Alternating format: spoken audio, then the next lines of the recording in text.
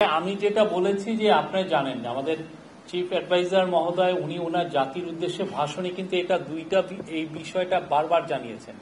যদি কম রিফর্ম হয় তাহলে উনি বলেছেন যে এটা ডিসেম্বরের মধ্যে একটা ইলেকশন করা যাবে, যেতে পারে।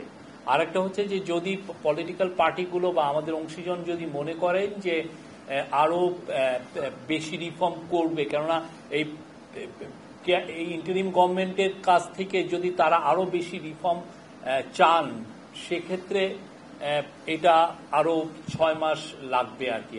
মানে প্রথমার্ধ 2026-এর প্রথমার্ধের কথা বলেছে, সেইটারই আমি আজকে একই জিনিসই বারবার বলছি, কিন্তু আমার যেটা মনে হচ্ছে যে জিনিসটাকে ইন্টারপ্রিটেশনে হয়তো বা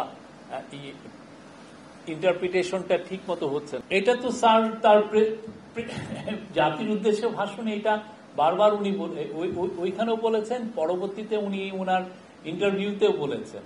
এটা ডিপেন্ড করছে যে আমাদের অংশীজনরা কি মনে করেন, ওনারা কি চাচ্ছেন, সেটার উপরে অনেকটা ডিপেন্ড করে। আমাদের সাথে যে ডায়ালগে তারা কি ডিজায়ারটা প্রকাশ করেন সেটার উপরে, বা কতটুকু রিফর্ম ওনারা চান সেটার উপরে। আর রিফর্ম তো সত্যিকার অর্থে একটা দেশের রিফর্ম একটা চলমান প্রক্রিয়া, বছরের পর বছর লাগে। কিন্তু আপনি জানেন যে ইন্টারিম গভর্নমেন্টের কাছ থেকে মানুষের প্রত্যাশাটা অনেক। তারা মনে করছেন যে জনগণ মনে করেন যে যদি ইন্টারিম গভর্নমেন্ট থাকে তাহলে অনেকগুলো রিফর্ম করা হবে। আর আপনি জানেন জুলাই আগস্টের আন্দোলনের একটা মূল আকাঙ্ক্ষা ছিল রাষ্ট্র সংস্কার। তো রাষ্ট্র সংস্কারের আকাঙ্ক্ষাকে বাস্তবায়ন করার জন্যই এতগুলো রিফর্ম কমিশন করে দেওয়া হয়েছে।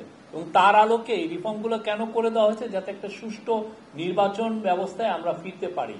এই সুষ্ঠু নির্বাচন ব্যবস্থায় যতগুলো রিফর্ম লাগে সেগুলোর ব্যাপারে আমরা অংশীজনদের সাথে চিফ অ্যাডভাইজার এবং ইন্টারিম গভর্নমেন্ট কথা বলবে, এবং ইন্টারিম গভর্নমেন্ট সেই অনুযায়ী তাদের ডিজায়ার কি অংশীজনের সেই অনুযায়ী তাদের সাথে ডায়ালগ করে তারপরে এগুলো বিষয় ডিসাইড হবে।